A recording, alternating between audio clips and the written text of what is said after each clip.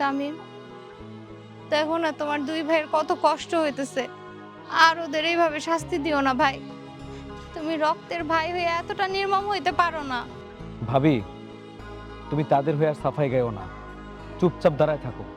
ভুলটা তুমিও করছো, যদি বেশি বকবক করো তোমার কিন্তু গাছের লগে বাইন্ধে রাখতে কমো। তামিম ভাই আমার, আমি তোর বড় ভাই, তুই আমার উপর এরকম নির্যাতন করিস না। আল্লাহর আরশ কাঁপে উঠবো। বড় ভাই? থু!